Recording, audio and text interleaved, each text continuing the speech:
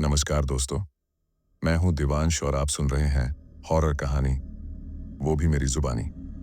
तो दोस्तों, आज मैं आपके लिए एक रोंगटे खड़े कर देने वाली कहानी लेकर आया हूं। जी हां, और यह सच्ची घटना हमें शेयर की है बस ड्राइवर महेश कुमार जी ने। तो चलिए, बिना किसी देरी के इस सच्ची घटना को शुरू करते हैं। महेश कुमार, उम्र 35, पिछले 10 सालों से private bus company Durga transport में ड्राइवर थे। वह मूल रूप से उत्तर प्रदेश के एक छोटे से शहर से थे, लेकिन नौकरी के लिए पिछले 15 सालों से कानपुर शहर में रह रहे थे। उनका निवास कानपुर की एक तंग चौल में था। महेश शादीशुदा थे। उनकी पत्नी सुनीता और उनकी एक 7 साल की प्यारी बेटी नेहा थी। महेश का पूरा जीवन उनकी बेटी और पत्नी के इर्द गिर्द घूमता था। हर रात जब भी वह लंबी यात्रा से लौटते थे, तो उनकी पहली चिंता यह होती थी कि उनकी बेटी को अच्छी शिक्षा मिले और वह किराए के इस तंग कमरे से निकलकर एक बेहतर घर में रह सकें। वह एक जिम्मेदार, साधारण आदमी थे जो केवल ईमानदारी से अपनी ड्यूटी करते थे। वह हर महीने अपनी कमाई का एक बड़ा हिस्सा गांव में रह रही अपनी बूढ़ी मां को भी भेजते थे, जिन्हें दिल की बीमारी थी। यही कारण था कि उन्हें हमेशा ज्यादा कमाई वाली शिफ्ट की तलाश रहती थी। पिछले महीने उन्हें एक नई और अजीब ड्यूटी दी गई, कानपुर से गांव अमावस तक।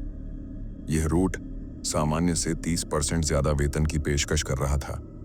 महेश ने नया घर लेने और मां का इलाज कराने के सपने के साथ तुरंत यह ड्यूटी स्वीकार कर ली। महेश के कंडक्टर रवि ने डर कर ड्यूटी छोड़ दी थी। रवि की जगह एक नया और शांत लड़का आया, जिसका नाम दीपक था। दीपक की आंखें हमेशा डरी डरी सी लगती थीं। महेश की अमावस गांव के लिए पहली यात्रा थी। वह पुरानी खटारा नीली बस लेकर शाम 5 बजे कानपुर से निकला। उसने पत्नी सुनीता को फोन करके कहा था, चिंता मत करो सुनीता, मैं एक अनुभवी ड्राइवर हूं। बस ये 2-3 महीने की बात है, फिर हम नेहा के लिए एक बड़ा घर लेंगे। शुरुआत में तो बस भरी थी, लेकिन जैसे ही उन्होंने मुख्य राजमार्ग छोड़कर अमावस मार्ग पर टर्न लिया, बस लगभग खाली हो गई। रात 8 बजे तक बस में केवल 4 लोग बचे थे। महेश, कंडक्टर दीपक, एक बुजुर्ग महिला और एक शांत मध्यम आयु वर्ग का आदमी। अमावस मार्ग एक सकरा पत्थरीला रास्ता था, जिसके दोनों ओर घने चीड़ के पेड़ थे। अंधेरा तेजी से छा रहा था। दीपक, महेश ने पूछा, अमावस गांव कितनी दूर है? दीपक ने कांपते हाथों से बताया, लगभग 20 किलोमीटर। और महेश भाई, यहां कोई दूसरी गाड़ी क्यों नहीं दिखती? महेश ने सवाल किया। दीपक ने धीरे से महेश की ओर मुड़कर फुसफुसाया, महेश भाई, लोग कहते हैं कि रात 10 बजे के बाद ये सड़क बंद हो जाती है। महेश ने हंसने की कोशिश की, पर दिल में एक हल्की सी बेचैनी हुई। उसने खुद को समझाया, ये सब केवल अंधविश्वास है। जब घड़ी में रात के 9:45 बजे जंगल का सन्नाटा और गहरा हो गया, तभी बस में मौजूद बुजुर्ग महिला ने आवाज दी, ड्राइवर बेटा, जरा बस रोकना, मुझे यहीं उतरना है। महेश ने ब्रेक लगाया। ये जगह रास्ते के बीचों बीच थी, जहां कोई घर या बस्ती नहीं थी। माँ जी, यहाँ तो जंगल है, आप कहाँ जा रही हैं? महेश ने हैरानी से पूछा। बुजुर्ग महिला ने एक फीकी अजीब सी मुस्कान दी, मेरा घर यहीं पास में है बेटा, घने पेड़ के उस पार। जैसे ही महिला नीचे उतरी, उसने बस की खिड़की की तरफ मुड़कर महेश की ओर देखा। उसकी आंखें अंधेरे में चमक रही थीं। उसने धीमी लेकिन साफ आवाज में महेश की आंखों में देखते हुए कहा, कल रात को इस रास्ते पर मत आना महेश, अपने परिवार के बारे में सोचना, और अगर आओ तो पीछे मुड़कर कभी मत देखना। महेश के रोंगटे खड़े हो गए। इससे पहले कि वह कुछ पूछता, महिला घने जंगल की ओर अंधेरे में ओझल हो गई। पीछे बैठा शांत आदमी भी उठा। दीपक को नोट थमाकर बिना एक शब्द कहे तेजी से बस से नीचे उतरा और महिला की ही दिशा में चला गया। अब बस में केवल महेश और दीपक रह गए थे। अंधेरा पूरी तरह छा चुका था। महेश को लगा कि यह सफर उनके जीवन का सबसे भयानक सफर होने वाला है। बुजुर्ग महिला और शांत आदमी के जंगल में गुम होने के बाद बस का सन्नाटा अब जानलेवा लग रहा था। महेश कुमार की अनुभवी आंखों ने घड़ी देखी। समय हो रहा था 9:55 PM। महेश ने स्टीयरिंग पर अपने हाथ कसकर पकड़े। उसे अपनी पत्नी सुनीता और बेटी नेहा का चेहरा याद आया। वह खुद को दिलासा देने की कोशिश कर रहा था कि यह सब केवल मन का वहम है। महेश भाई, कंडक्टर दीपक की आवाज कांप रही थी। बस 5 मिनट बचे हैं, किसी तरह यह दूरी पार कर लेते। महेश ने बस की रफ्तार बढ़ा दी। उनकी आंखें अब हर मोड़, हर पेड़ को शक की निगाह से देख रही थीं। वह अपनी मंजिल अमावस गांव के पास पहुंचने ही वाले थे और फिर ठीक 10 PM पर यह हुआ। जैसे किसी अदृश्य स्विच को बंद कर दिया गया हो, बस की हेडलाइट्स अचानक बुझ गईं। सिर्फ हेडलाइट्स ही नहीं, डैशबोर्ड की बत्तियां, कैबिन की छोटी छोटी इंडिकेटर लाइटें, सब एक साथ बुझ गई। इंजन अभी भी चल रहा था, लेकिन वह अजीब तरह से धीमा हो गया और फिर एक भयानक घटी हुई आवाज के साथ हमेशा के लिए बंद हो गया। महेश ने ब्रेक लगाया। बस बीच रास्ते में घने अमावस मार्ग के बीचों बीच अचानक रुक गई। यह क्या हुआ? दीपक चीख पड़ा। महेश ने चाबी घुमाई। इंजन केवल खर्र खर्र की आवाज करके शांत हो जाता था। बैटरी सही थी दीपक, यह कोई मामूली खराबी नहीं है। चारों ओर भयानक घना अमावस का अंधेरा छा गया। महेश को लगा जिस सड़क पर वह बस चला रहा था वह अब सड़क नहीं, बल्कि किसी भयानक चीज की सीमा रेखा बन गई थी। महेश ने इमरजेंसी के लिए रखी पुरानी टॉर्च निकाली। कमजोर पीली रोशनी अंधेरे का कुछ नहीं बिगाड़ पा रही थी। उन्होंने खिड़की से बाहर देखा। लगभग 500 मीटर दूर एक ऊंची पहाड़ी थी जहां अमावस गांव होना चाहिए था, लेकिन वहां गांव की जगह उन्होंने एक अजीब सी लाल और नीली रोशनी को धीमी गति से हवा में गोलाई में घूमते हुए देखा। वो क्या है? महेश ने फुसफुसाते हुए पूछा। दीपक ने कांपते हुए जवाब दिया, वही अमावस की रोशनी। ये रास्ता अब बंद हो गया है। तभी बस के बाहर खिड़की के पास से सूखे पत्तों पर किसी विशाल चीज के घिसटने की आवाज आई। चर्र चर्र चर्र। यह आवाज तेजी से बस के चारों ओर घूमने लगी, जैसे कोई अदृश्य भारी प्राणी उन्हें घेरा डाल रहा हो। महेश ने टॉर्च की रोशनी फेंकी, लेकिन अंधेरे में केवल चीड़ के पेड़ों की डरावनी परछाइयां ही दिख रही थीं। अचानक बस के अगले शीशे पर किसी ने जोर से खरोंचा। krrrr। महेश और दीपक दोनों डर के मारे अपनी सीटों पर चिपक गए। महेश ने टॉर्च शीशे पर डाली। धूल भरे शीशे पर एक मोटी गंदी उंगली से या पंजे से एक निशान बना हुआ था। यह एक उलझा हुआ उलटा चक्र था, जिसके बीच में खून के धब्बे जैसा गहरा रंग था। यह किसी शैतानी तंत्र का निशान है, दीपक फुसफुसाया। तभी बस के पीछे के हिस्से की छत पर एक भयानक गूंजने वाली दस्तक पड़ी। धम्म धम्म धम्म। यह आवाज इतनी जोरदार थी कि बस का पुराना ढांचा कांप उठा। ऐसा लगा जैसे कोई विशाल काय, भारी भरकम चीज बस की छत पर कूद गई हो और अब उसे अपने पैरों से रौंद रही हो। और फिर बस के अंदर बर्फ जैसी ठंडक फैल गई। महेश के दिमाग में बुजुर्ग महिला की आवाज गूंज उठी, पीछे मुड़कर कभी मत देखना। दीपक ने डर के मारे अपनी आंखें कसकर बंद कर ली थीं, लेकिन महेश जानता था कि अगर वह इस डर से हार मान गया तो वह अपने परिवार के लिए कभी वापस नहीं जा पाएगा। उसे लड़ना होगा। उसने धीरे से अपनी गर्दन मोड़ी। उसकी आंखें डर के बावजूद हिम्मत जुटाकर पीछे की खिड़की की ओर बढ़ गईं। ठीक पीछे की खिड़की पर 2 बड़ी बड़ी पीली आंखें उसे घूर रही थीं। वे आंखें किसी इंसान की नहीं थीं। वे बहुत विशाल थीं और उनमें कोई पलकें नहीं थीं। ऐसा लग रहा था जैसे वे पीली आंखें बस के अंदर घुसने की कोशिश कर रही हों। सबसे भयानक बात यह थी कि वे आंखें हवा में थीं, लगभग 8 फीट की ऊंचाई पर। महेश की सांस अटक गई। वह न हिल पाया, न चीख पाया। उसके दिमाग ने काम करना बंद कर दिया। अचानक उस चीज ने अपना चेहरा थोड़ा नीचे झुकाया। महेश को अब एक अस्पष्ट विशाल सिर की परछाई दिखी। उसकी चमड़ी गीली काली लग रही थी और उसके माथे पर उसी उलटे चक्र का निशान था जो खिड़की पर खरोंचा गया था। और फिर उस डरावनी चीज ने आवाज निकाली। वह आवाज किसी जानवर की गुर्राहट या किसी इंसान की चीख नहीं थी। यह एक गहरा बुदबुदाता हुआ फुसफुसाहट थी जो सीधे महेश के दिमाग में जा रही थी। तुम हमारी सीमा में क्यों आए महेश? तुम्हें मना किया था। महेश की आंखें भय से चौड़ी थीं। वह केवल एक ही नाम बुदबुदा सका, नेहा। जैसे ही महेश ने अपनी बेटी का नाम लिया, उस भयानक आकृति ने खिड़की पर जोर से हाथ मारा। कांच चर्र की आवाज के साथ दरक गया, लेकिन टूटा नहीं। दीपक, जो अपनी आंखें बंद किए हुए था, महेश के कांपने की आवाज और खिड़की टूटने की आवाज से जाग गया। उसने आंखें खोलकर महेश को देखा, जो भयभीत होकर पीछे देख रहा था। दीपक ने भी अनजाने में पीछे देखा। उस विशाल आकृति को देखकर दीपक के मुंह से जोरदार चीख निकली, लेकिन वह चीख बीच में ही दब गई। महेश भाई, वो दीपक ने कांपते हुए कहा, वो रास्ता मांगता है। अचानक दीपक अपनी सीट से उठा। उसकी आंखें खुली थीं, लेकिन उनमें कोई भावना नहीं थी। वह किसी वश में किए हुए पुतले जैसा लग रहा था। महेश उसे रोकने की कोशिश करता, इससे पहले ही दीपक ने जल्दी से बस का दरवाजा खोला और बिना एक पल रुके तेजी से बस से बाहर कूद गया। दीपक, रुको!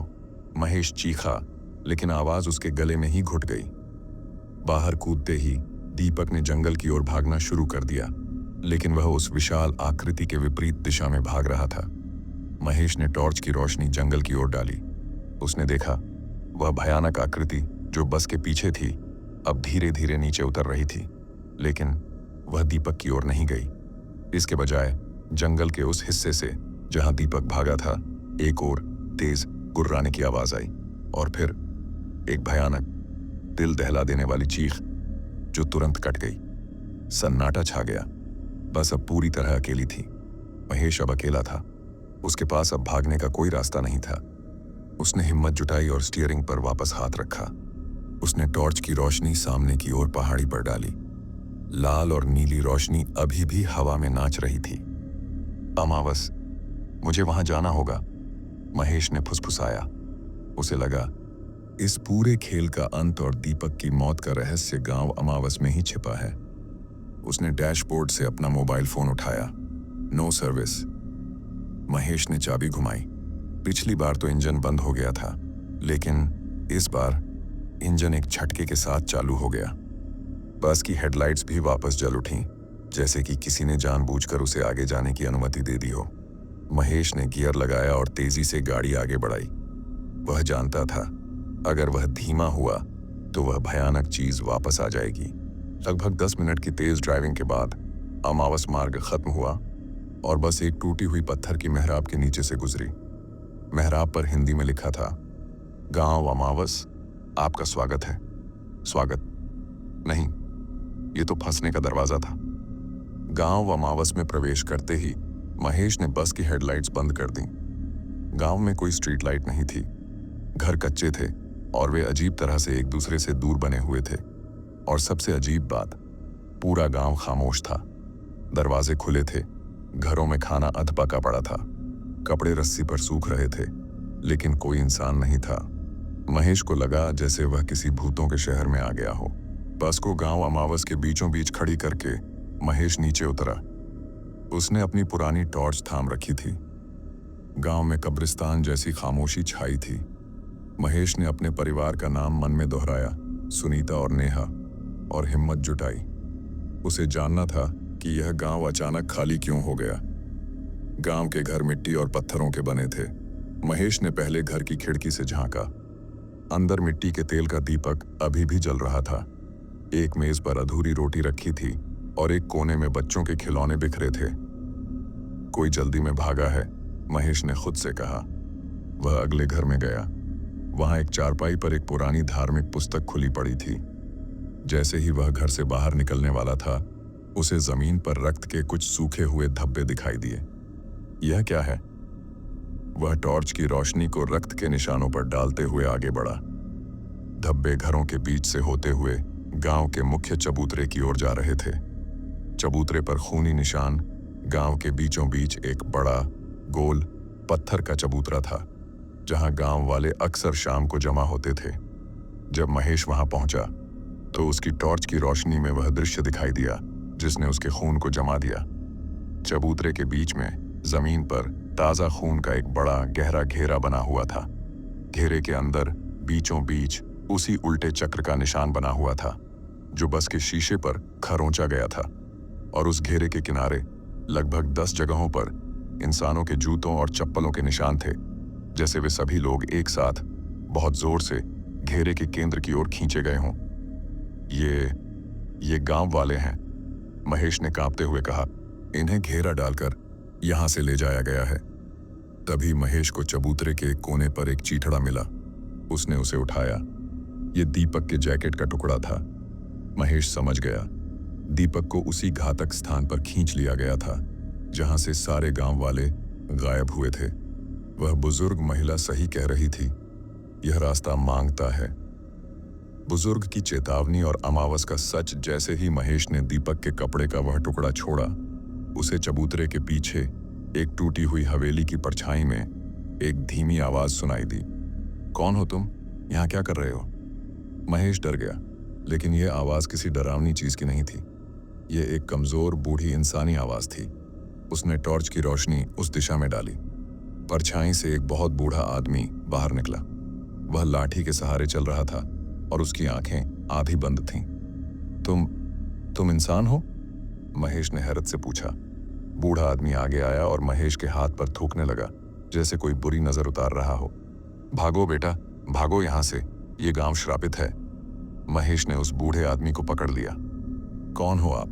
गांव वाले कहाँ गए? और वह भयानक चीज क्या है जो सड़क बंद कर देती है?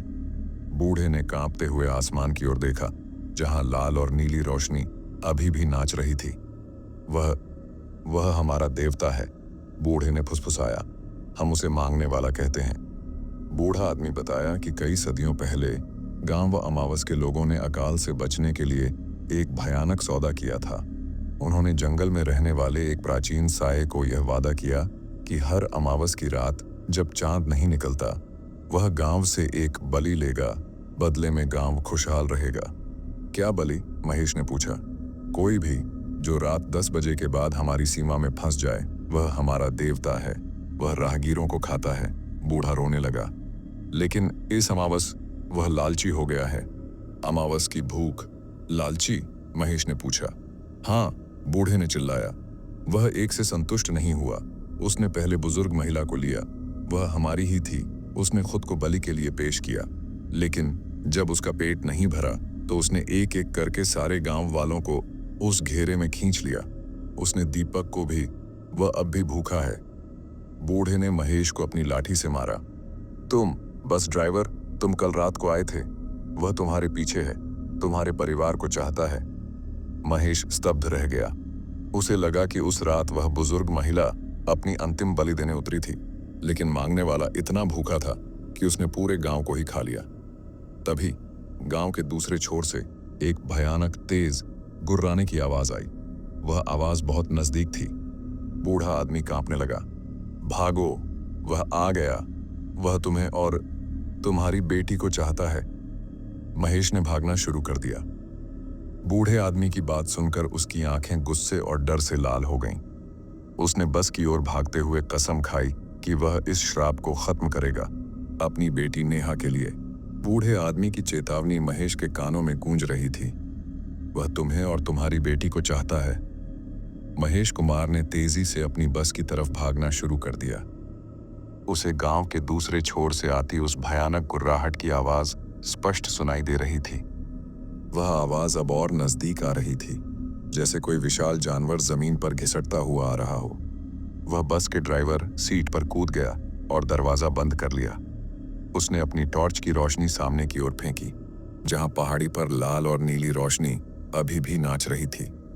महेश समझ गया था, वह बस लेकर कानपुर वापस नहीं जा सकता, क्योंकि सड़क रात 10 बजे मांगने वाले ने बंद कर दी थी, और अगर वह यहीं रुका तो वह भी दीपक और गांव वालों की तरह बलिदान बन जाएगा। उसे बूढ़े की एक बात याद आई।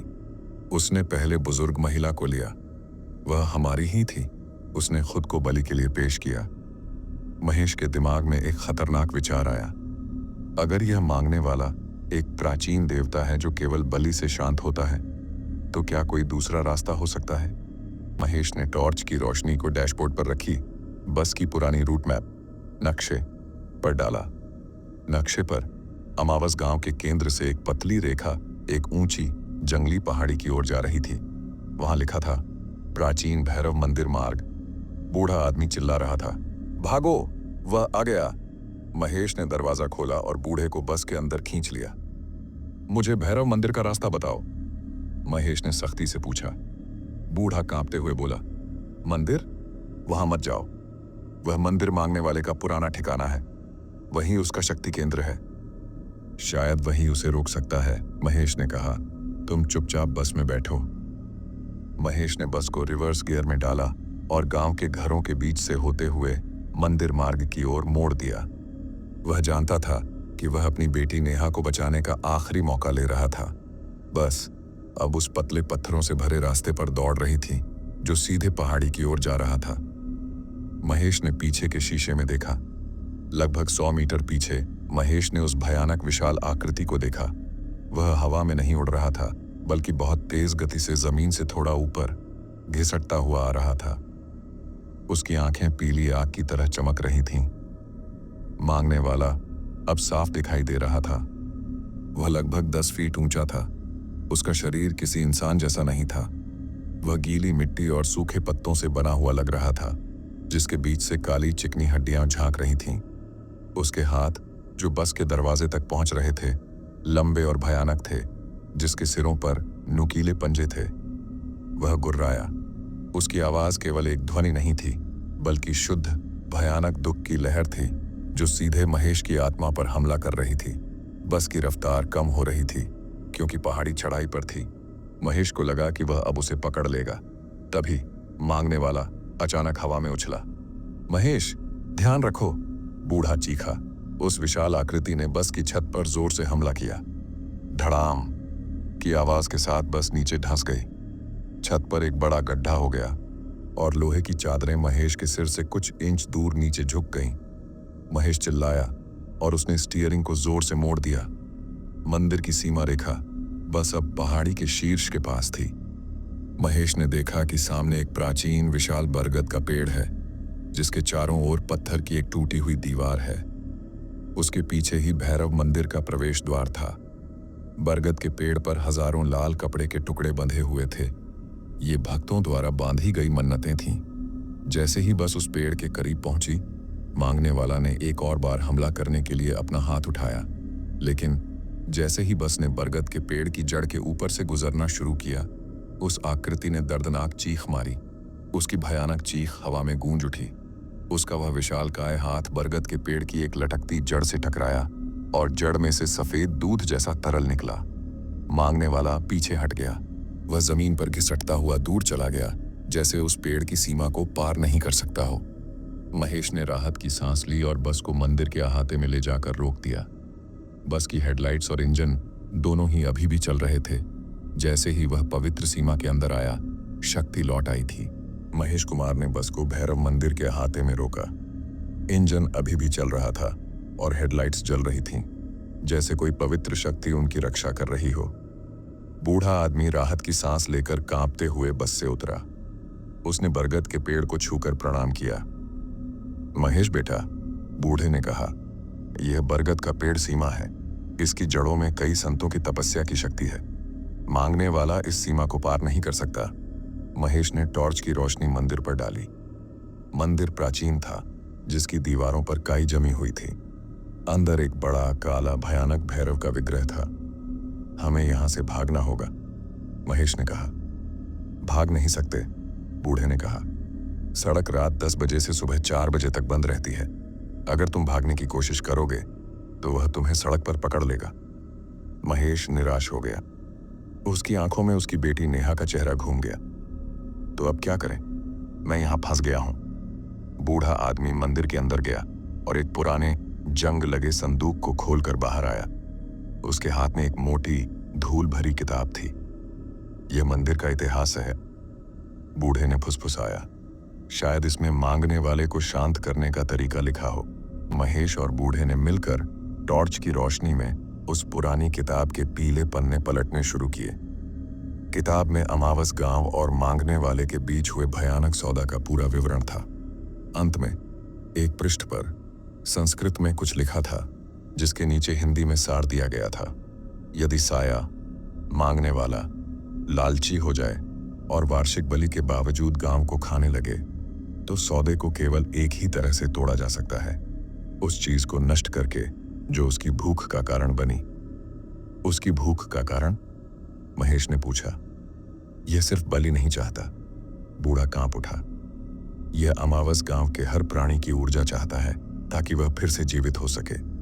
इसे अमावस गांव के मूल निवासी ने ही जन्म दिया था।